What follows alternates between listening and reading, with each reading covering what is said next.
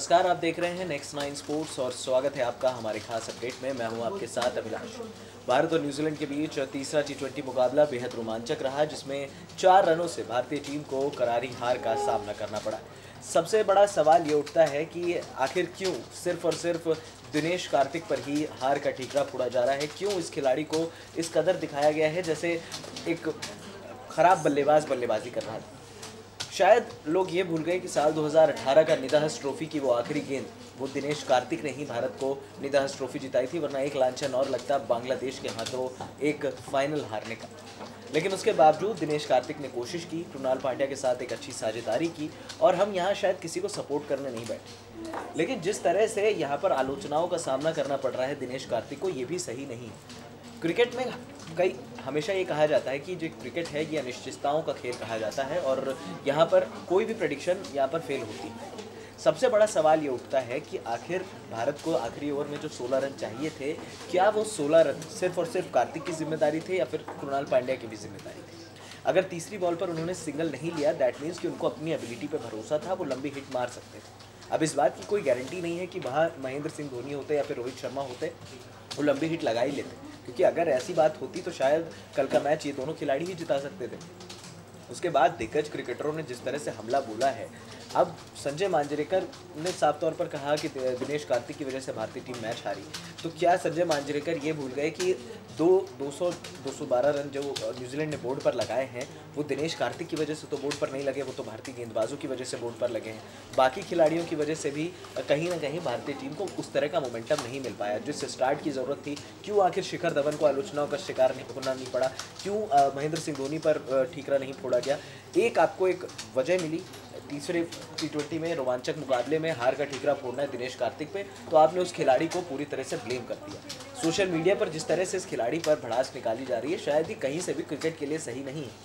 हम ये मानते हैं कि ठीक है, कार्तिक की वहाँ पर गलती थी कि उनको सिंगल लेना चाहिए था, लेकिन कहीं से भी इस तरह की आलोचना करना कि भाई दिनेश कार्तिक की वजह से भारत मैच हारा या फिर ये खिलाड़ी था जिसकी वजह से भारत को बैकफुट पर आना पड़ा, ये कहीं से सही नहीं। भारत की न्यूजीलैंड सीरीज़ अब खत्म हो चुकी है। ऑस्ट्रेलिया सीरीज़ में भारत को क्या देखने को मिलने वाला है ये भी देखना दिलचस्प होगा, क्योंकि 24 फरवरी से जो घरेलू सीरीज़ शुरू हो रही है ये T20 और वनडे की आखिरी सीरीज़ है वर्ल्ड कप से ठीक पहले। ऐसे में भारत को भी अब अपने खिलाड़ियों को अब मौका देना पड़ेगा। पिछले 1 साल से भारत इतना ज़्यादा एक्सपेरिमेंट कर चुका है, इतनी ज़्यादा खिलाड़ियों को खिला चुका है कि आपको अभी तक ये नहीं पता है कि आपका बेस्ट प्लेइंग 11 कॉम्बिनेशन क्या होना चाहिए। शायद अगर बेस्ट प्लेइंग 11 कॉम्बिनेशन आप ढूंढने जाएंगे तो आधे खिलाड़ी उसमें आपको रन्स ही स्कोर करके नहीं दे पा रहे। अब तक हमने जो देखा, जो खिलाड़ियों को रोल दिए गए हैं, यहाँ पर अंबती रायडू को जो नंबर 4 का रोल दिया गया, सिर्फ एक उन्होंने पारी ऐसी खेली पिछले 6-8 महीनों में जिससे हम कह सकें नहीं भाई ये खिलाड़ी नंबर 4 के लिए, जबकि नंबर 4 का बल्लेबाज जो है वो हमेशा क्रूशियल होता है। नंबर 6 का भी कुछ यही हाल है। हालांकि नंबर 5 पर महेंद्र सिंह धोनी ने अपने आप को प्रूव किया है कंसिस्टेंटली, वो कंसिस्टेंसी जो है वो बाकी खिलाड़ियों में नहीं दिख पाई है। कहीं ना कहीं अब भारत को भी ये सोचना पड़ेगा कि आखिर क्या बाकी खिलाड़ियों को भी मौका दिया जाना चाहिए, क्या दूसरे खिलाड़ी टीम में आ सकते हैं। क्यों आखिर मनीष पांडे को एकदम से बाहर कर दिया गया, पूरे साल भर साल 2018 में उन्हें बाहर बिठा कर रखा गया, वो सिर्फ और सिर्फ विदेशी दौरे पर जाते थे। ऐसा नहीं है कि मनीष पांडे ने कोई मैच ख़राब किया या फिर कोई प्रदर्शन नहीं किया। अगर प्रदर्शन की बात है तो शायद अंबती रायडू और इन सब खिलाड़ियों से शायद ज़्यादा बेहतर प्रदर्शन किया है, लेकिन उस खिलाड़ी को मौके कम मिले। ये क्रिकेट में होता है कि कई बार कप्तान का, कोच का, टीम मैनेजमेंट का कोई खिलाड़ी फेवरेट होता है और शायद वही फेवरेट खिलाड़ी जो है वो आपको मैच जिता कर दे सकता है या मैच को आगे ले जाकर दे सकता है।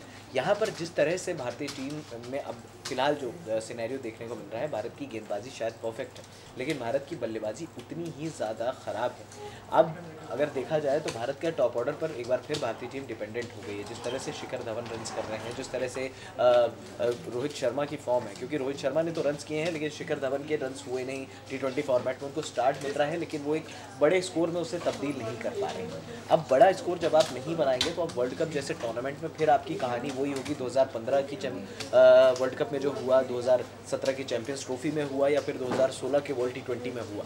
अगर ये पिछले 3 टूर्नामेंट्स में भारत का प्रदर्शन देखें तो शायद out of the box Bharat का प्रदर्शन रहा है, लेकिन कहीं ना कहीं भारतीय टीम को भी अब ये सोचना पड़ेगा कि हमारे कौन से वो खिलाड़ी हैं जो हमें आगे लेकर जा सकते हैं या हमारे लिए बेहतर प्रदर्शन कर सकते हैं।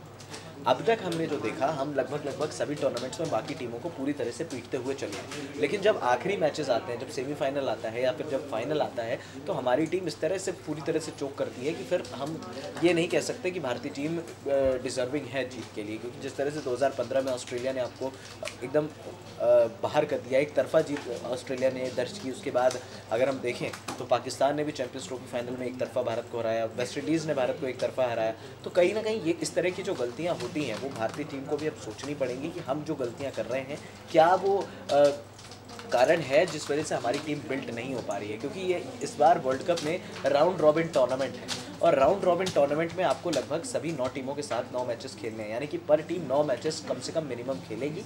और उसके बाद आपको आपकी जो टॉप 4 टीमें हैं वो आपके लिए सेमीफाइनल में जाएंगी। खुदा न खास्ता अगर सेमीफाइनल या फाइनल मैच में भारत का इंस्टेंट कोलैप्स हो गया, यानी कि 12 पर 4, 20 पर 4, 25 पर 4, 30 पर 4 अगर भारत हो गया, तो फिर क्या यहाँ पे भारत के पास ऐसे खिलाड़ी हैं जो मैच को निकाल सकें? अगर आप एज ऑफ नाउ पूछेंगे तो भारतीय टीम के पास शायद ऐसे खिलाड़ी नहीं है। लेकिन कहीं ना कहीं अब भारत को भी ये सोचना पड़ेगा कि हमें किन खिलाड़ियों को ग्रूम करना है, किन खिलाड़ियों को आगे लेकर जाना है। अगर इस तरह से देखना है तो आखिर श्रेयस अय्यर की क्या गलती है, और यहाँ पर मनीष पांडे की क्या गलती, सुरेश रैना को क्यों बाहर किया गया है, इस तरह के सवाल उठने लाजमी है। और अब विराट कोहली और टीम मैनेजमेंट का ये साफ नज़र आ रहा है, इवन साफ तौर पर चयनकर्ताओं का भी। क्योंकि जब देखिए खिलाड़ी और बोर्ड एक साथ जब फैसले लेने लग जाते हैं तो फिर थोड़ा सा टीम बैकफुट पर जाती है। हम अमूमन क्या है, हमारे देश में क्रिकेट को एक थोड़ा धर्म की तरह माना जाता है, और हम बात करते हैं रिकॉर्ड्स को लेकर। लेकिन रिकॉर्ड्स का काम है बनना और टूटना। आपका प्रदर्शन क्या कहता है ये मैटर करता है। शायद साउथ अफ्रीका के पास भी ऐसे खिलाड़ी हैं जो शायद बेहतर से बेहतर प्रदर्शन कर सकते हैं, लेकिन इसका मतलब ये नहीं है कि साउथ अफ्रीका एक चैंपियन टीम है। हम साउथ अफ्रीका को चैंपियन टीम तब मानते हैं जब शायद उसने कोई आईसीसी टूर्नामेंट जीता होता।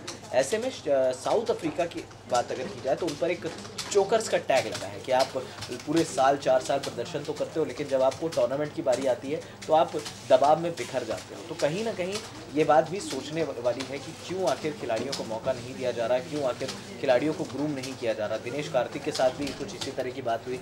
आप अगर उन खिलाड़ियों को मौका दें तो ये खिलाड़ी आपको बेहतर विकल्प साबित हो सकते हैं, लेकिन अगर यहाँ पर दिनेश कार्तिक की जगह बाकी खिलाड़ियों को भी अगर आप मौका देते तो शायद भारतीय टीम एक बेहतर तरीके से बिल्ड हो जाती। क्योंकि अब आपके पास क्या हो गया, अब आपके पास लिमिटेड ऑप्शंस हो गए।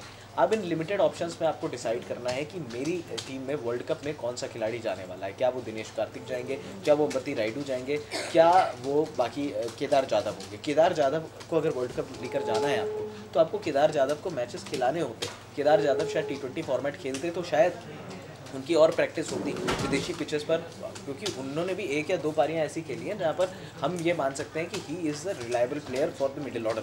लेकिन अब तक अगर एज ऑफ नाउ देखा जाए तो भारतीय टीम का जो विकल्प है वो पूरी तरह से इस तरह से सामने आया है जहां पर हम ये नहीं कह सकते कि भारतीय टीम शायद पूरी तरह से ख़राब प्रदर्शन कर रही है, या फिर कहीं ना कहीं अब थोड़ा सा भारत को दिक्कतों का सामना करना पड़ेगा। क्योंकि विश्व कप को लेकर अब भारतीय टीम को भी अब थोड़ा सा गंभीर होना पड़ेगा, और अगर भारतीय टीम गंभीर नहीं होगी तो फिर भारत को भी हार का सामना करना पड़ सकता है। क्योंकि इस बार इंग्लैंड में टूर्नामेंट है, इंग्लैंड पहली फेवरेट मानी जा रही है, इसके साथ साउथ अफ्रीका फेवरेट है, ऑस्ट्रेलिया फेवरेट है, इवन अगर हम कह सकें तो पाकिस्तान भी फेवरेट है। क्योंकि बाकी टीमें अपनी लय में एटलीस्ट मैच नहीं जीत रही हैं तो वो अपना बैटिंग ऑर्डर सेट कर चुकी हैं, और भारत का बैटिंग ऑर्डर फिलहाल सेट नहीं है।